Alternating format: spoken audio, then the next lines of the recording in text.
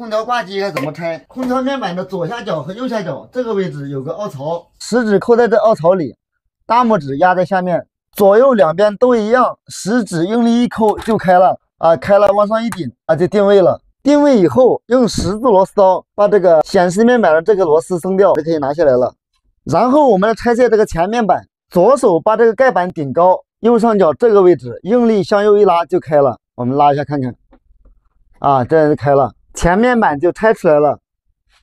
再拆左右两边的过滤网，这个卡扣往上一拉，慢慢一抽就出来了。左边也一样，卡扣一拉，慢慢能滑到里面抽出来。拆这个小盖板，螺丝一松，啊，就拿下来了。接着拆这个挡风板，这个位置有个插销，我们左手把挡风板捏着，右手捏着插销的部位，然后两手的话一拉，拉到这个程度，左边的话再一拉，啊，开了。开了以后啊，这边再一拉，啊，挡风条子拿出来了。这个地方有一个轴套，我们用螺丝刀把它慢慢的顶出去。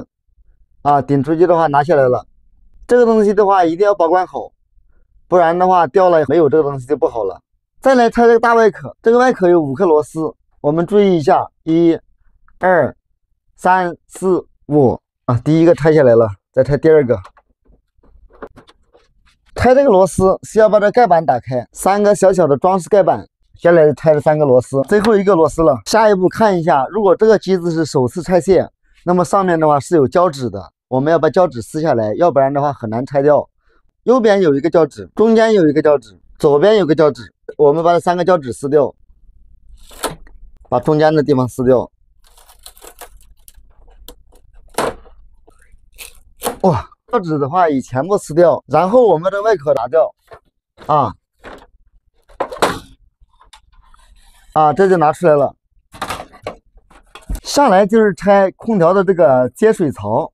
拆小电机这个螺丝已经拆下来了，拿好。侧面这个小摆缝电机拆下来了，那么我们现在就可以拆这接水盘了。接水盘的话已经拿下来了，把这电脑板拆下来。这电脑板的话也拿下来了，空调的所有电路也拆下来了。滚筒也拆下来了。我把滚筒电机也卸下来。风轮也拆下来了，内风机电机。这台空调拆的只剩下这个蒸发器和底壳，拿下来把它拆得干干净净。先把藤管拆下来，卡扣拆下来。这个卡扣已经拿下来了，藤管拆掉，一扭就开了。大管也松掉，松小管。小管也松掉。藤管也拿下来了。我们把这底盒的话也拆下来。蒸发器这个底盒可以挂在墙上。空调的话已经全部拆完，视频已经看到这里了，喜欢的话给个关注吧，评论区留言讨论，谢谢。